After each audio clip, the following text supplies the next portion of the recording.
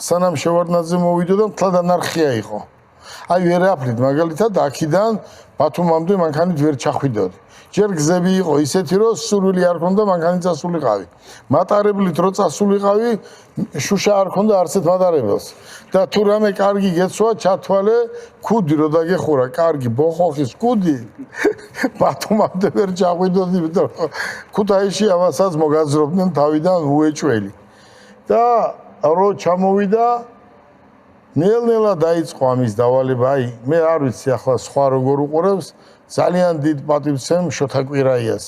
შოთა კვირაიას ვიცნობდი ძალიან კარგად, ძალიან მაგარი მინისტრი იყო და ბევრი რამე გააკეთა. მე ვიცი ახლა ბევრი უკმაყოფილოა, ბევრი კმაყოფილია, მაგრამ ბევრი იბრძოლა შოთა კვირაიამ იმისთვის, რომ ეს მხედრიონი თავის ადგილზე მიეყენებიათ. და იმის შემდეგ ნელ-ნელა წამოვიდა სტაბილიზაცია.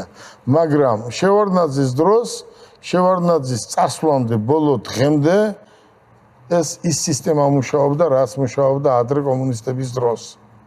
გადასახადი იყო ყველგან, იქაც და იქაც. ბოლო დღემდე.